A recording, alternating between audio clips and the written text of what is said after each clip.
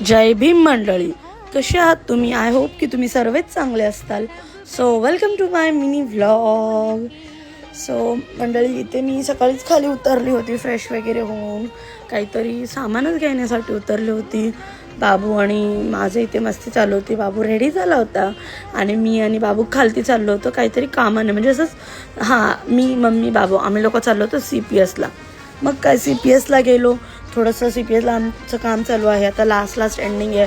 मला गेलं आहोत तर थोडंसं धन्नूवर पण पाणी टाकून धन्नूला पण धुवून घ्यावं. मग काय, धन्नूला पण थोडीशी धुवून घेतली आणि CPSवरून घरी येण्यासाठी निघाली. इथे खालती ढोल वगैरे वाजत होते आणि परत इतकी लाईटिंग.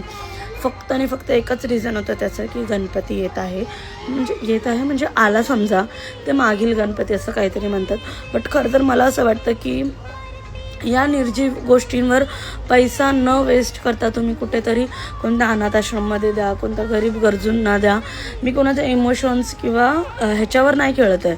तुमचा बिलीव आहे, आय नो की तुमचा ट्रस्ट आहे, तुमचा देव आहेत किंवा काय, मी त्यावर गोष्टींवर नावं ठेवतच नाही. पण माझं एक पर्सनल मत आहे की इफ इज इट तुमच्याकडे एवढे पैसे आहेत ना, तुम्ही बसवा, जरी तुम्हाला बसवायचं, पण त्यातले काही ना होस तर अर्धे पैसे तर तुम्ही डोनेट करा, जेणेकरून तुम्हाला असं एक लोकांचं घर तरी चालेल किंवा एखाद्याचं शिक्षण चालेल. या हेतूने तरी तुम्ही थोडंसं काहीतरी विचार करा आणि त्यावर नेक्स्ट टाईम नक्कीच या विचार उतरा. सो बघू आता असं कधी घडतं ह्या सध्याच्या महाराष्ट्रामध्ये. सो भेटू पुढच्या ब्लॉगमध्ये. Bye. Thank you for watching me. Keep supporting me guys. भेटू पुढच्या व्लॉगमध्ये. सो असंच प्रेम दाखवत राहा माझ्यावर.